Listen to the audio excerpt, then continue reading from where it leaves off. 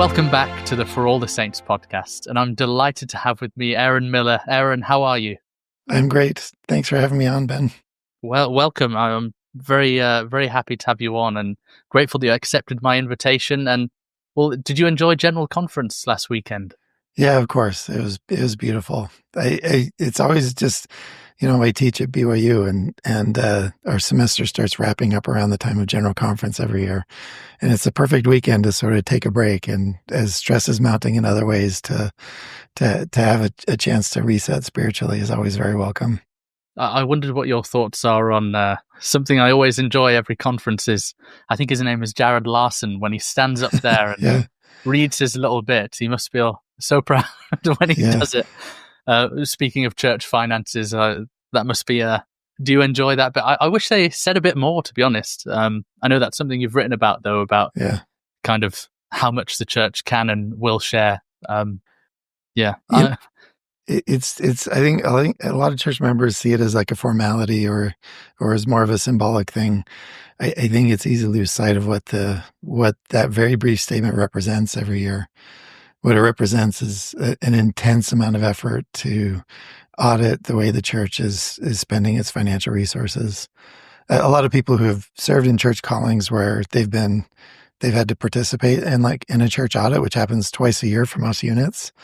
Whether you're a financial clerk or a member of a bishopric, you've been on the tail end of an audit and they're intense, and you have to multiply that times, gosh, I can't remember how many branches and wards there are now. It's 40,000 something, I think. I can't remember the number, but no, it's got to be, maybe that's stakes. But the point is it's a massive amount of effort that very brief statement represents every year. I think it would be fascinating to learn more.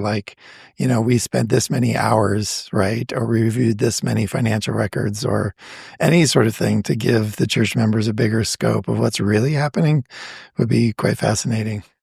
I would love that. I'm watching him going, give us more, Jared. We want the we want the juicy stuff. What did you do?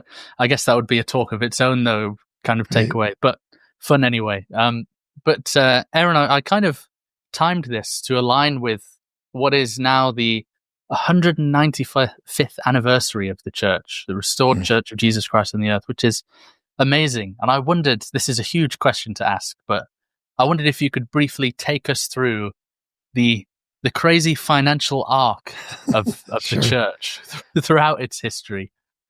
Yeah, it's pretty fascinating. The fact that the church has been able to not just survive but flourish, financially speaking, is not something that we ought to take for granted. Especially when you look at its history.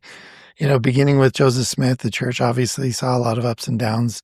The way the church was organized, legally speaking, in terms of how its financial management was concerned, was primarily through a trust, where Joseph Smith was the trustee of this trust. But it was very ad hoc. It was like what were considered church resources were sort of taken as needed, provided by the Lord as needed. When the church established itself in Utah, things started getting more formalized, and the church shifted to a corporation form, not in a for-profit corporation style, but in a legal structure corporation style. But we all, I think, have learned in Sunday school or some other past lesson about Lorenzo Snow giving the commandment on tithing, or reiterating, I should say, the commandment on tithing. And then there were times when the church was operating with financial surpluses, and through the 20th century, times where the church was operating with financial surpluses, times where it was operating at a deficit, primarily for building new church buildings around the world and so forth. The biggest change that occurred, I think, in the church's financial history of the last 100 years was when N. Eldon Tanner was called not only as an apostle, but put directly into the first presidency, which is a rare occurrence that somebody becomes an apostle and is immediately in the first presidency.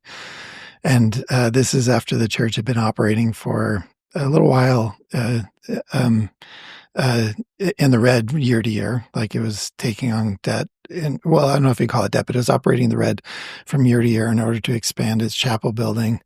And President Tanner was the one who established a more rigorous and conservative financial spending that led the church well into its future, including pretty much, and that culture still persists today, I think, just as an outside observer.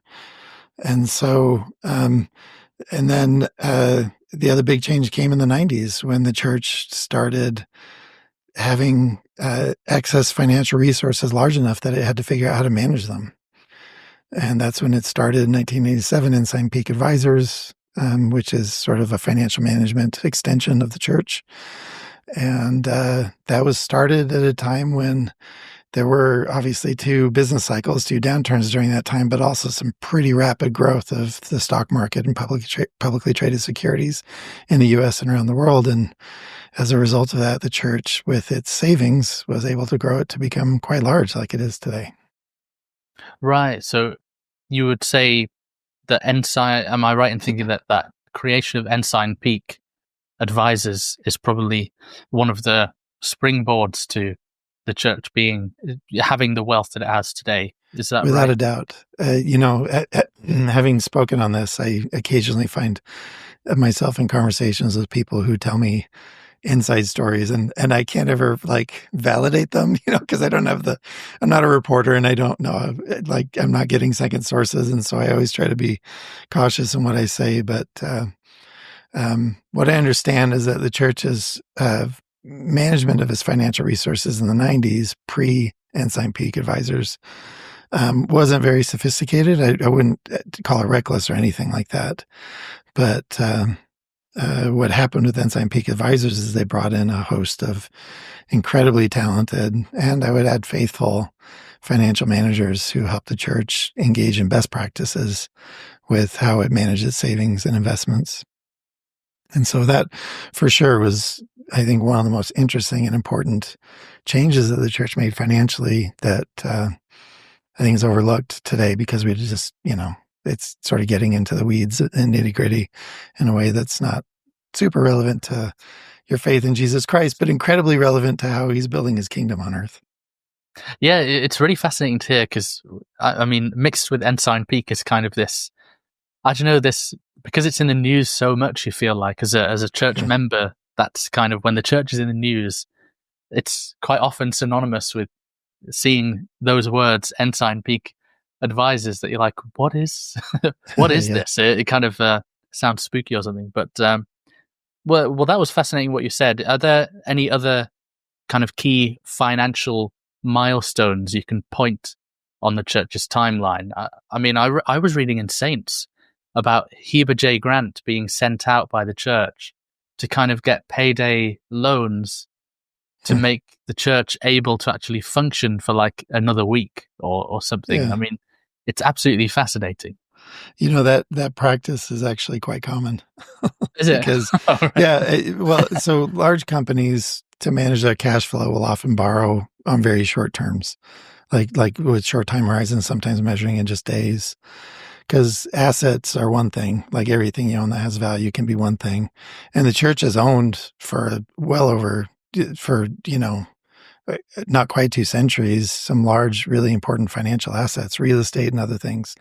But having cash is something else entirely. And so what will sometimes happen is it makes sense for a company to borrow for, cash flow purposes, to make payroll for this next pay period or whatever. And then because it takes time and there's a process in converting assets into cash. And so that sort of thing is common now. I don't know the specific story about when Heber J. Grant did it, but that might have been a more urgent thing rather than a cash flow thing, a cash flow smoothing kind of thing. But that kind of practice happens all the time behind the scenes. And it's actually, I mean, from a business perspective, it's pretty unremarkable, actually. Even very large, profitable organizations will borrow on short terms for cash flow management purposes.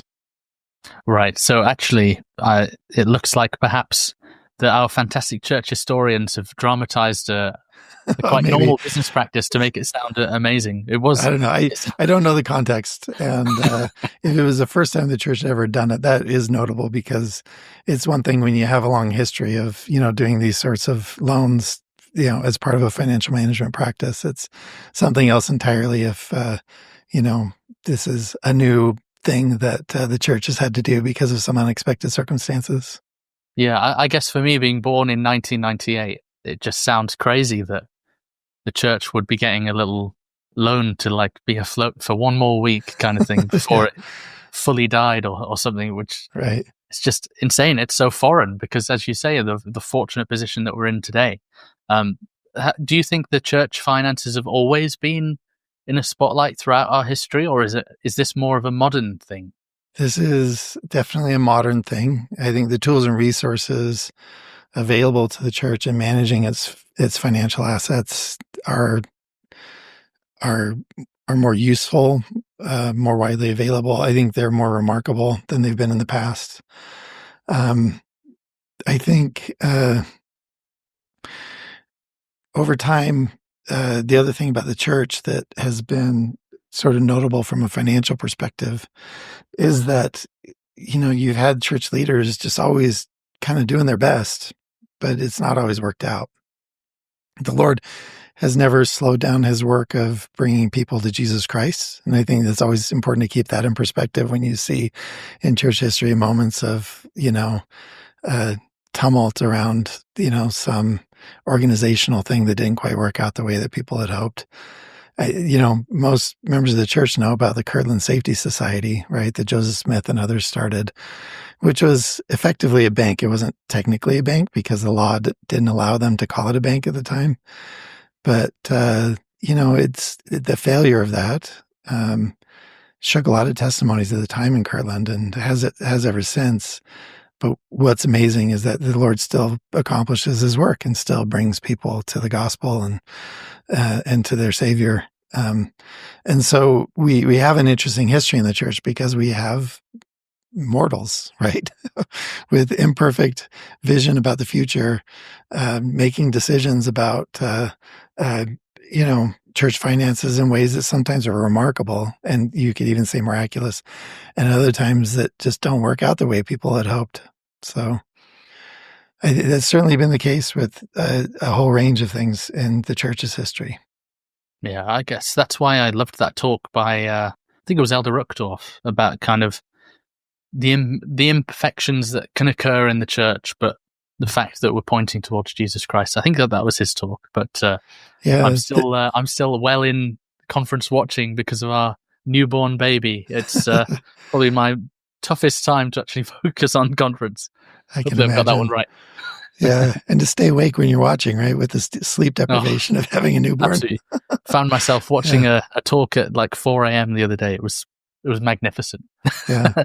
I will say, when it comes to all that stuff, I think we sometimes think that when prophets lead the church miraculously, it's because of them. And certainly they're remarkable servants because they humble themselves and just they show up and do what the Lord asked them to do. That's an incredible level of obedience and faith. But miracles by definition happen in spite of us. That's what makes them miraculous. And I think the church's growth and success around the world is an example of miracles in spite of all of us in many ways. We're contributing and the Lord's letting us participate, but he's made it clear 100 times over that this is his work. Mm-hmm. And that's a great segue into my next question, which is, well, there are two quite recent noteworthy discussion points that I thought would be pertinent for us today. Mm-hmm. First is the church's new caring report for 2024. Yeah. They released that. And second, quite recently, the church released a statement responding to this big lawsuit that was very, in the news a lot, about the kind of stewardship over tithing funds, and they released a statement about that with the case being dismissed. So we'll start off. Those are kind of two menu options for today. Sure. But what was your reaction to this caring report that, well, it revealed, amongst other things, that to the church, their expenditure on charitable giving was $1.45 billion or something like that. What was your reaction to that report? I'm delighted to see it, as always. I love that the church is not only sharing that information, but also highlighting the kinds of projects that they have contributed to. That caring report obviously includes more than just charitable contributions. It includes services that the church provides, both to church members and non-members. It includes fast offerings and how those go toward the church welfare system.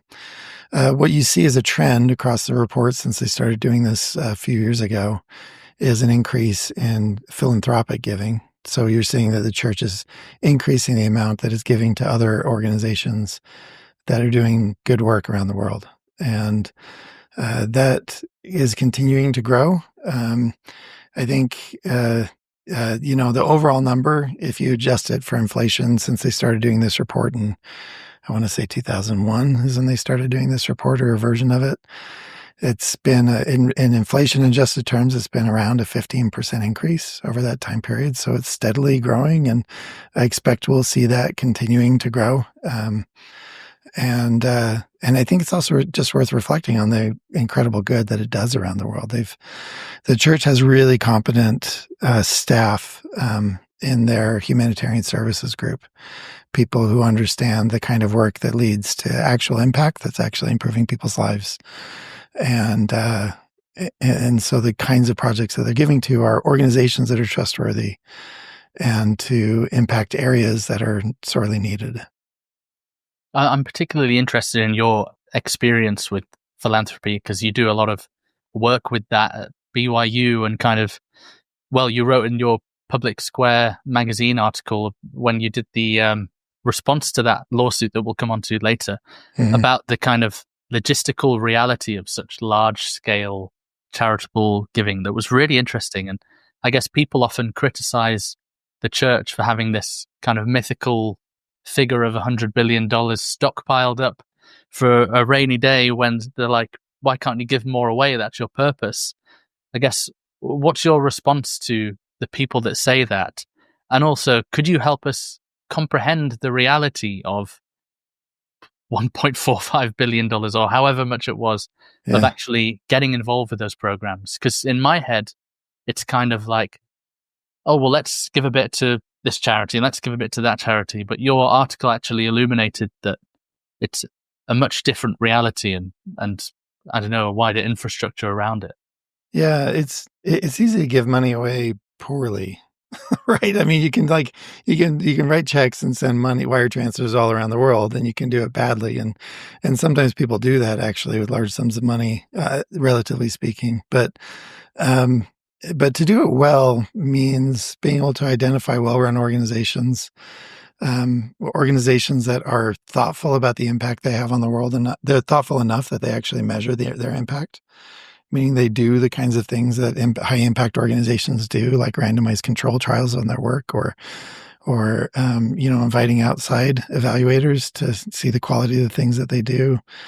If you look in the world of professional philanthropy, like look at the Bill and Melinda Gates Foundation, the Ford Foundation, the Hewlett Foundation, MacArthur Foundation.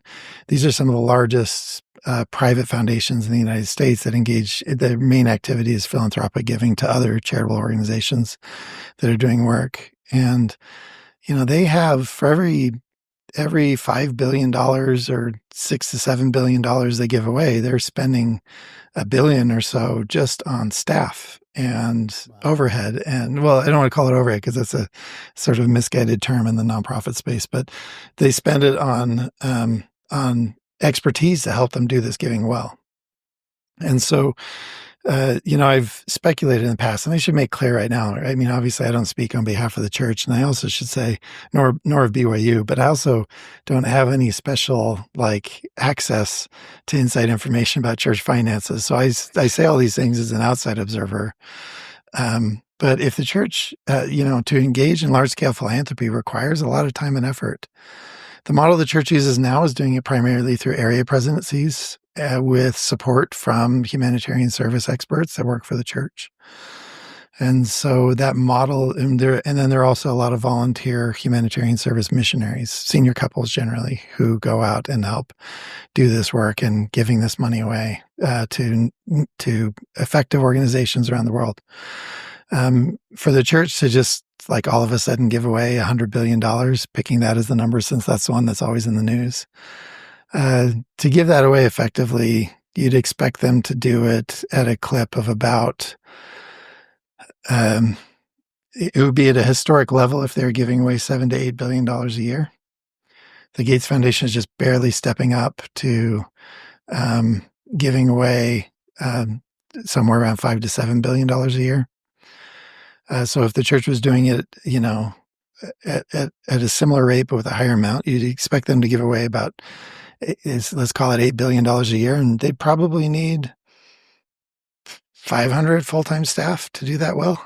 I mean, experts who know how to give effectively, how to like work with effective organizations, how to, essentially do this work well. Now, the church finds ways of doing things more efficiently because they invite people to consecrate. I know that, like, for example, people who work for Ensign Peak Advisors, these financial pros are getting paid far less than they could out on the market, but they're doing this because they are consecrating to the work. And so you'd see some of that happening too if the church engaged in a large-scale philanthropic effort like the Gates Foundation. But so it's kind of remarkable when you consider how much of it is happening to the tune of hundreds of millions of dollars with the infrastructure that they currently have.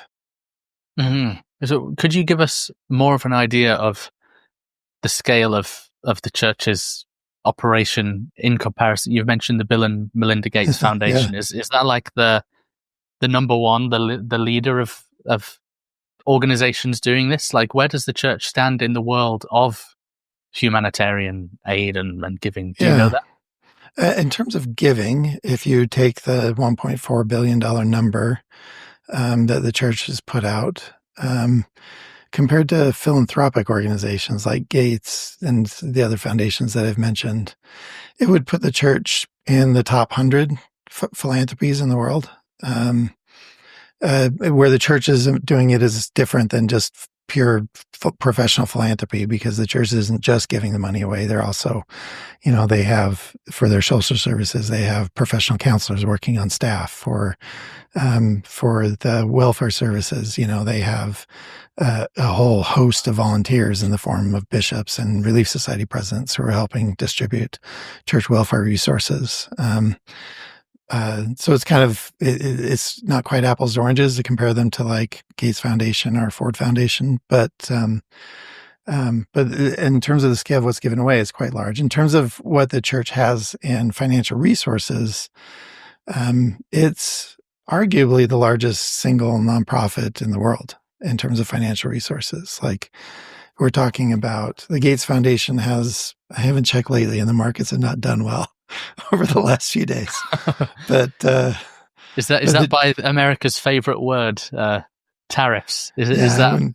I wouldn't assign that to all Americans, but yeah, I mean, their taxes and people don't like paying taxes. I would say this. I would say that so before the recent drop, I think Gates Foundation was somewhere in the neighborhood of $45 billion in its total assets, like under management. The Harvard University's in the same ballpark, in their what's basically a very large endowment or set of endowments that they manage. There's a thing called Fidelity Charitable, which is a sponsor of what are called donor-advised funds, which is sort of a unique American thing. It's kind of like a lightweight foundation where wealthy people can put their money into a donor-advised fund and then direct it to charitable purposes later. And they're sort of in the same neighborhood in terms of size. The church's publicly invested stock, which is one of the few parts that we get public disclosures about because the law requires it. If you look at Ensign Peak Advisors, at the end of 2024, the church had about $54 billion just in publicly traded securities. So this would be stocks and bonds, things you can buy on a public market.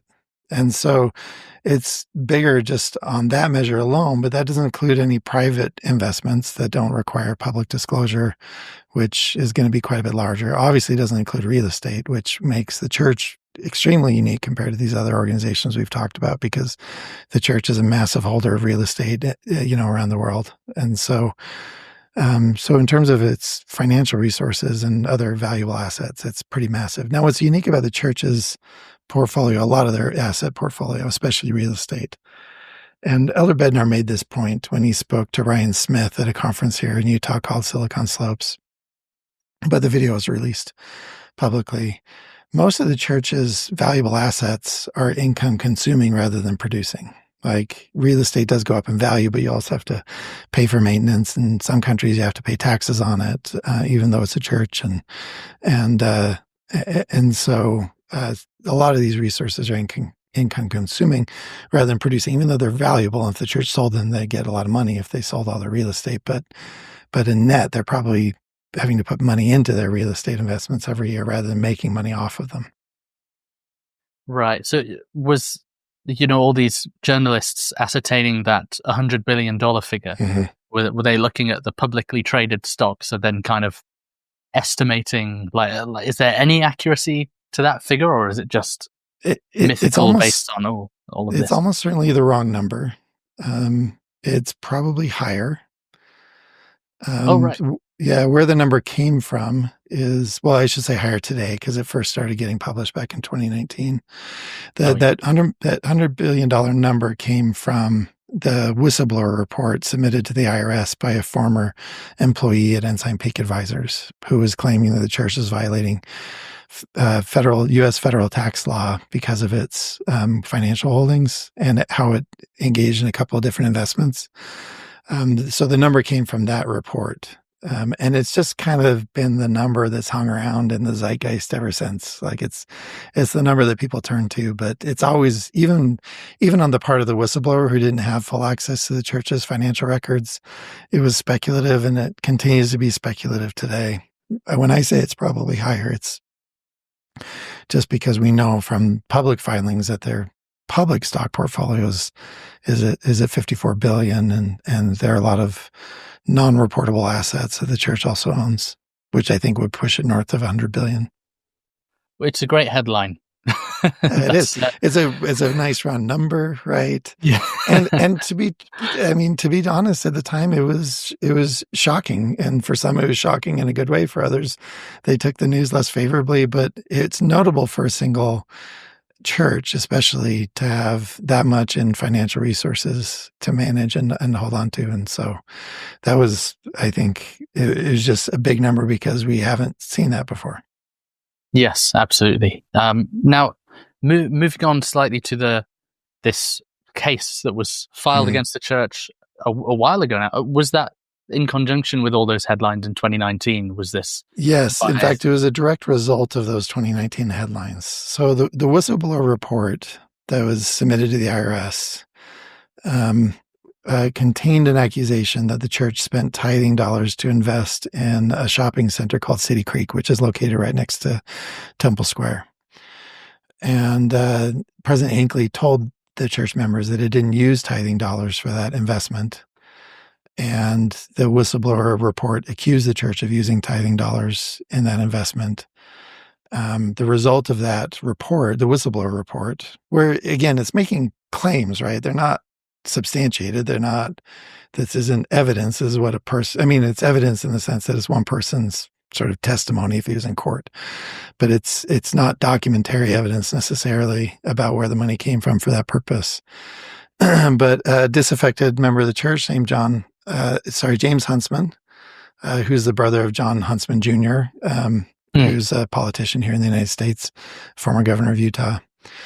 James Huntsman sued the church, claiming that it had misrepresented the use of tithing in the City Creek investment and was claiming essentially fraud against the church and wanted his tithing back, is what that lawsuit meant. Now, James Huntsman is wealthy.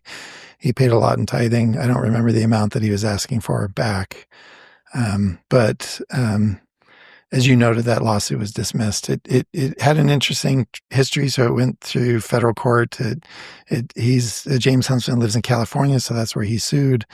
In district court, his case was actually dismissed, which is an early thing to happen in the course of a lawsuit, is for it to get dismissed. And then he appealed the dismissal. It went to the Ninth Circuit, where it went to a 3-panel a 3-judge panel on the Ninth Circuit, and 2-1, the judges said, no, this lawsuit can stay alive. So it wasn't even making an analysis of his lawsuit on the actual merits of his claims. It was just saying, like, based on the law about how dismissals work, we are going to, or his summary judgment was one of the two. But the point was, is the 2-1, the 3-judge panel, 2-1 voted to keep it alive. And then the church asked for what's called an en banc hearing, which is where 9 judges on the circuit court, appeals court, look at the case again. And I think it was 9. And in that instance, the judges unanimously dismissed the case. And so it's dead now. Now, he might try to appeal it to the Supreme Court. The U.S. Supreme Court very rarely takes appeals of any kind, probably won't take this one. And so the case is dead. There are some copycat lawsuits that have been filed by others around the country because of that, because of the James Huntsman lawsuit. I'm not sure where those are in the legal process, but I expect them to get treated in similar fashion. The core problem with the lawsuit was he was basically saying, I get to define what tithing means based on my interpretation of it. Like, speaking as though I'm James Huntsman here, like saying, I get to decide what tithing means, and what the church did violated, it was fraudulent because I think it was tithing the church used. And the court very wisely, the majority of them very wisely said, like, James Huntsman doesn't get to decide what the word tithing means.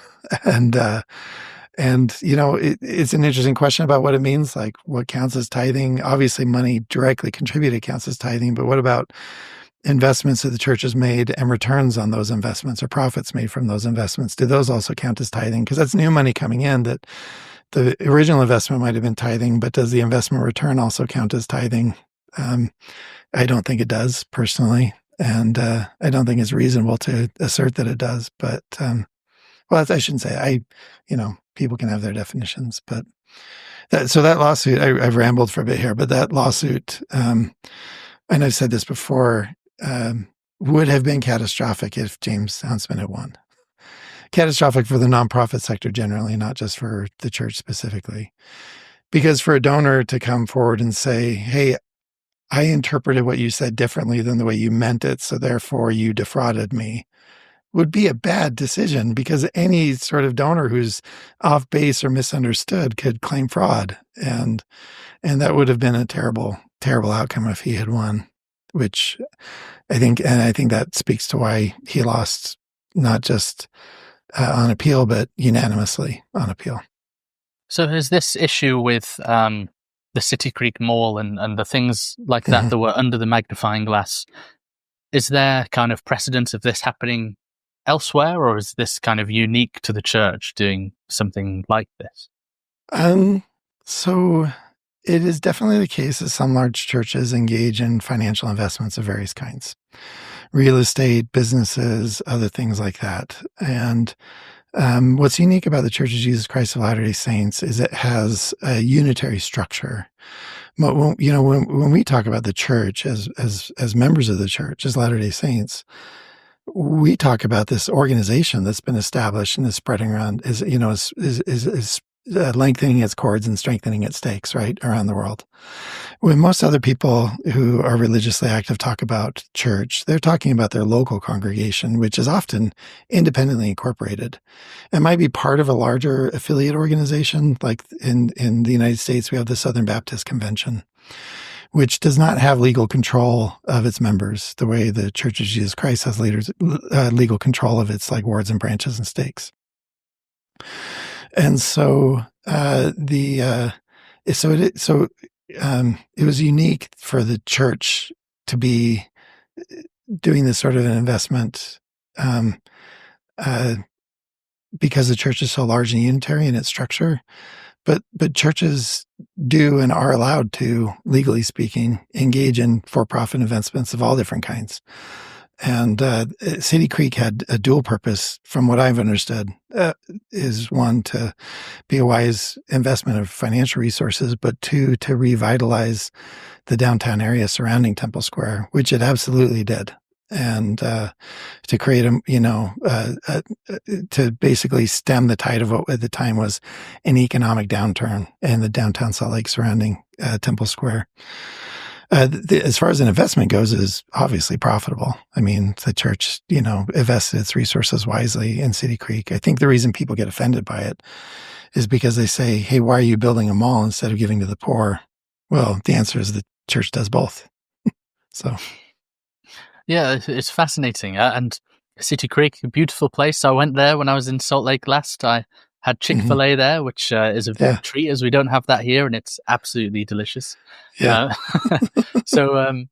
But no, that is very interesting, and I'm wondering, based off this, you kind of make it sound like it was kind of obvious, inevitable that this would have been dismissed, whereas I kind of looked at it not knowing financial things, seeing this unanimous dismissal as kind of, wow, what a fantastic victory. And well, is there a level of significance to that unanimous dismissal besides the fact that it would have been terrible if they had won? And what does it say to you as a church member about kind of the doubters of church finances and the people who doubt that it is handled with sacred attention and care? Yeah, so the decision didn't even actually speak to how well the church manages its resources, because the legal question didn't ask the court to make that decision, to do that kind of an analysis as to whether or not the church is using its resources well. I think one of the things that's notable about the decision is it was unanimous in its result, but the judges were actually split on their reasoning. And the effect of it was that there were actually multiple legal reasons why the church won. Now, so like, one was a question of whether or not the court had the right to define tithing for the church. And I haven't refreshed my memory of the judge's reasoning, but of each of the judges' reasoning on this. Another was whether or not James Huntsman even had standing to bring the lawsuit to begin with, because a gift is generally considered irrevocable and not a contract. And so it's hard to make the case that it could be induced. It's harder to make the case that it was induced fraudulently because he wasn't promised anything in return. And so there were multiple reasons why the judges ruled the way that they did.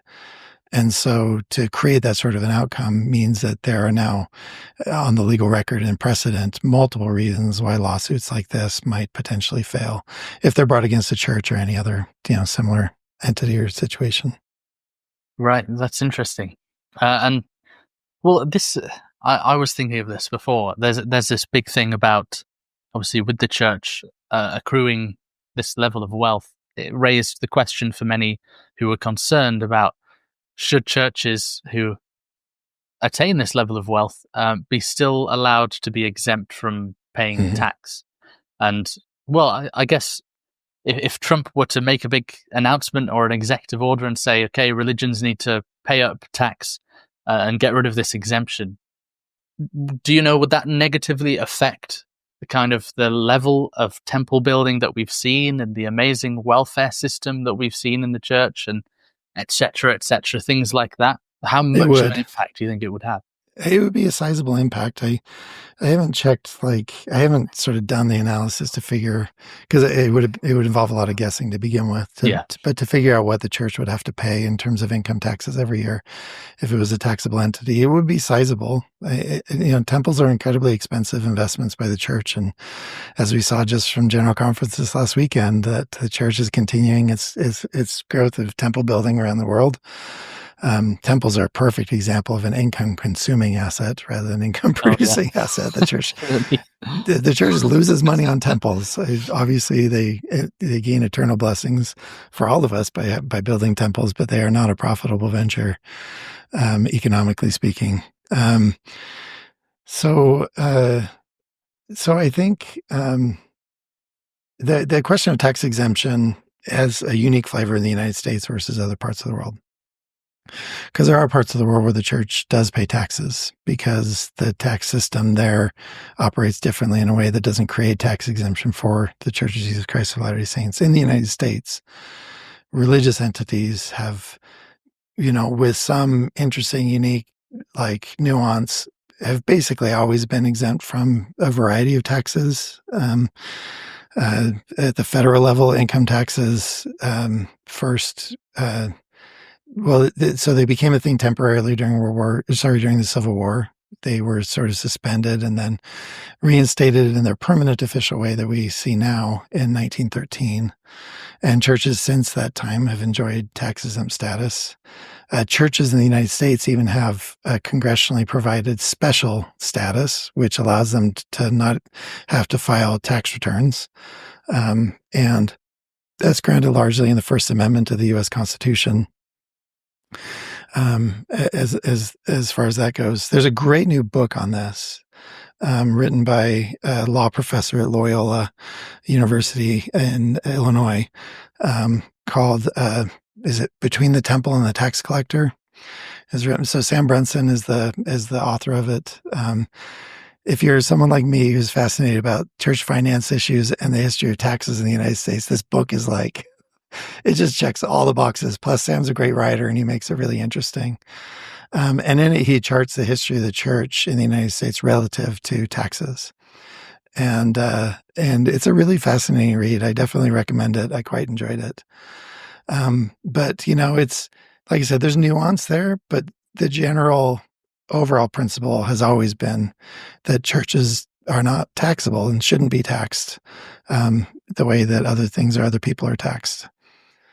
So, the size of the wealth of the church, or any church for that matter, isn't a relevant legal question under our current tax system at all. Like the amount of financial resources that any church owns has no salience to its tax status with how our laws are constructed. It's interesting. As I was preparing for this and considering this kind of exemption and all of this, I wondered if it kind of led me to wonder if this fortunate financial position is a signal perhaps of why the restoration of the gospel, this is purely speculative, by the way, I had a disclaimer before, of why the restoration of the gospel occurred and started in modern America. Like, could the church have been so financially fortunate if the restoration occurred in another nation? I mean, I was thinking about in the UK, and I just think, I don't think it would have been, perhaps. And obviously, God's work can never be frustrated, and I believe that. But I also believe maybe that's why it was in modern America, that it started and has been able to flourish so much after 195 years. I think we can definitely look back and see wisdom in that. I mean, and not just regarding like financial resources or opportunities, or regarding, legal structures, which both have been favorable to the growth of the church, but also just, a religious environment that created the opportunity for the church to be established. I think globally, you would have been hard pressed to find anywhere else in the world that a new religion could have taken root. And obviously not a new religion as far as the world was concerned. And even with that, the church faced incredible persecution in its earliest years. And so it's hard, I think God has his purposes, and I definitely think we can look back and understand them better than looking forward. But there have been opportunities for sure that have been available to the church because of the unique legal and religious and economic environment of the United States. It's something I greatly appreciate about the foundation of America, as there's a complex relationship with Britain over history, but don't worry, it's all okay now. But yeah, the kind of religious aspect to it, I admire that, and we're seeing kind of a flourishing of religion, or you see religion still ever present in American society, whereas in the UK it's very much dwindling.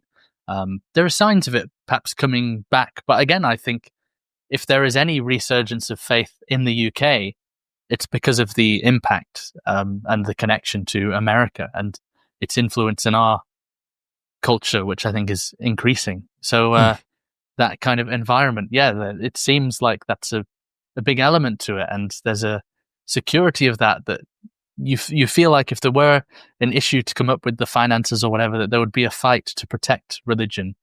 Whereas I'm not sure if there's much of a fight left in the UK and some other very secular countries now. So I find that an interesting reflection. Yeah, I agree. We have a legal environment in the United States that is almost surprising in how staunchly it defends religious freedoms.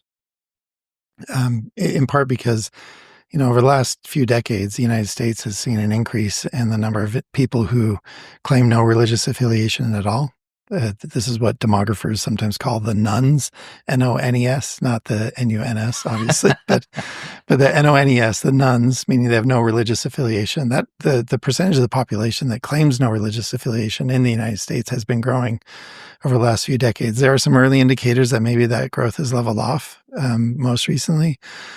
But despite that, and despite, in the public sphere, you see a lot of animosity toward religious faith and the way it's expressed and the way it's used in policy decisions and all sorts of things. And some of those criticisms are fair and some are way off base. But courts, though, in the United States are still persistently protective of religious freedom.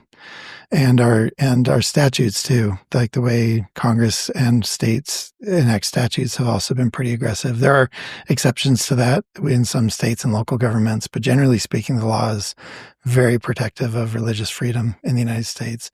That said, and I feel like I'm trying to channel President Oaks right now, because this is an issue he's spoken on many times. So I'm not speaking for him, but I'm telling what I've understood from him, is that religious freedom is not something that we should just assume will always be safe.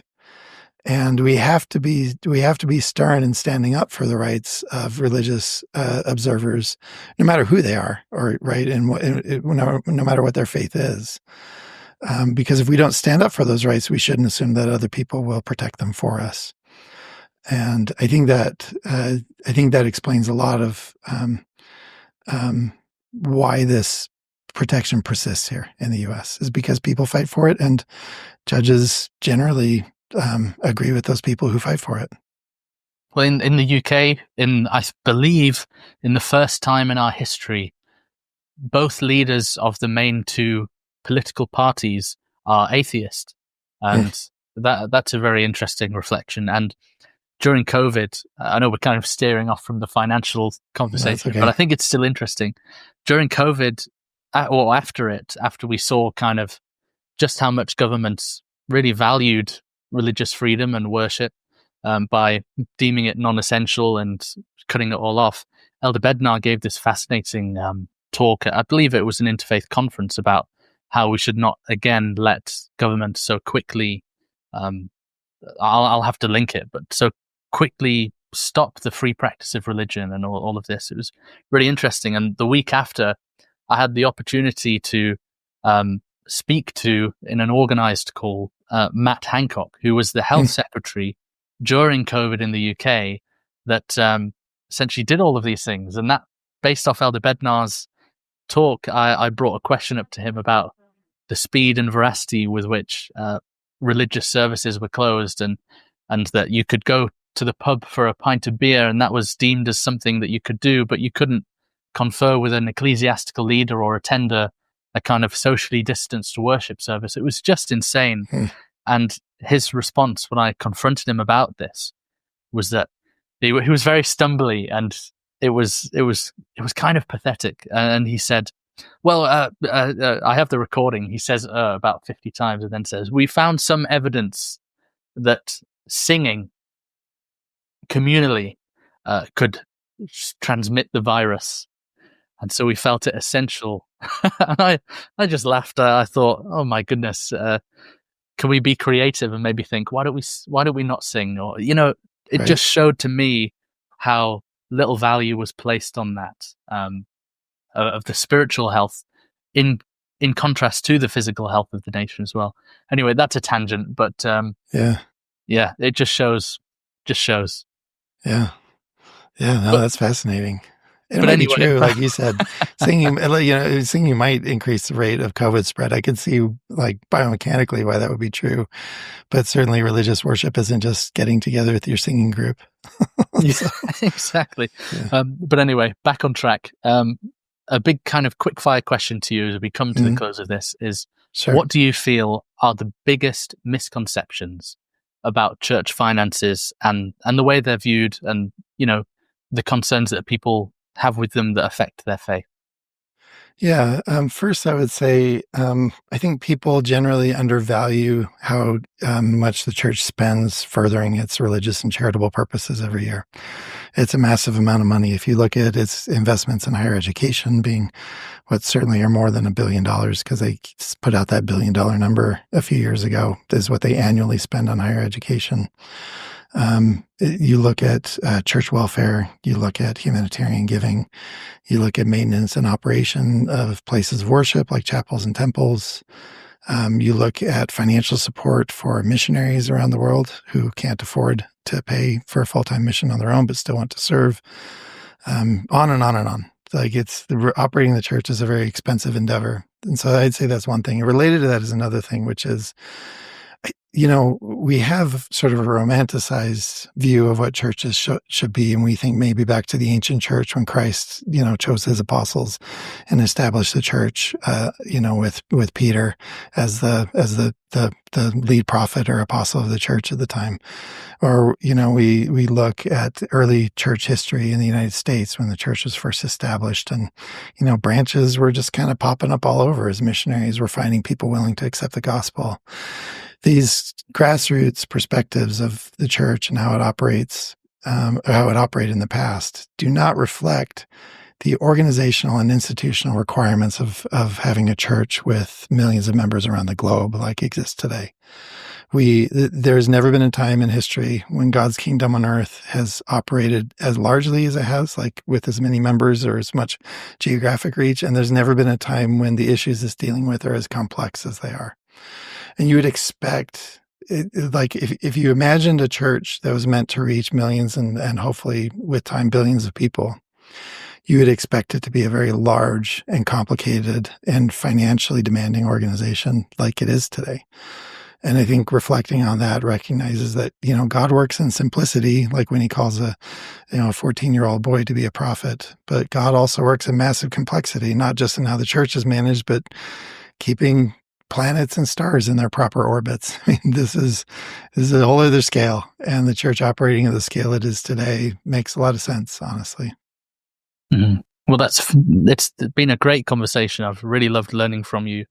My mind is not naturally financial and mathematical, but you put all of the information, especially in that article you did, which I'll link, in a really accessible way. Yeah. And it just helps to quell any potential, like, what is that? I've seen this news report. What's this? And, undoubtedly people will come up to those who are outspoken members of the church and be like, how do you feel comfortable with all of this? And so it's just really helpful, valuable information. So I appreciate that. And I actually have a very serious spiritual final question for you, Aaron, which is, if you had $100 billion, how would you spend it? Oh man, that's a big question. It's crazy because there are people where that's true. I mean, when you talk about the church having $100 billion, it's an organization with millions of members and many, many thousands of employees and so on. It sort of puts $100 billion into more perspective, but just one individual having that much money, it's kind of crazy. I would hesitate to say that I would do what the church does because I haven't been entrusted with the authority to do what the church does. So that's not my role. If God gave me the money and said, go build my kingdom, I can't imagine I would end up doing it any differently, not in any notable way, maybe a little bit worse, right? If it was just mine alone, that amount of wealth can just do incredible good around the world. The church does good already with it, not just in philanthropic ways, but literally in helping people come closer to Christ. And that has eternal importance. But also in the practical ways, this obligation to care for others is part of our covenants, is part of our Christian obligation. And I'd like to think I would do that. My wife and I obviously don't have that scale of resources, but we give regularly on a monthly basis, just a fixed amount to a range of charities that we've identified as being high impact, ones that we care about that are in addition to our contributions to the church and tithing and fast offerings. And I just think it would be so exciting. And I guess that's what gets me excited about the church having these resources. I just think we haven't even really seen yet what God's going to be able to do with all of this through his servants. And that to me is really exciting. So the thought of me having $100 billion makes me kind of nervous, to be frank, but a little bit excited. The idea of the church having this as a resource to build his kingdom and do good around the world, that gets me very excited when I think about that. That's a great response. And I love that you said, if I was interested with that authority and mission, I don't think I would have done it any differently. I think that's a fantastic way to end. You'd surely chuck in a yacht in there, wouldn't you, though? No, of course not. That's the problem. There'd be no quicker way to lose it, right? It's like, man, that would scare the heck out of me. This is the risk of like abusing it in a way that would bring judgment because it would be swift. Yes. You do the Richie Rich and get an inbuilt McDonald's branch in your house. Or there something. You go. Yeah. Great response. And yeah, thank you so much for your time today, Aaron. You've, if people want to find you, you're releasing a new series of the fantastic podcast you do, How to Help. Can you just tell us before we end a bit more about that and how to find it?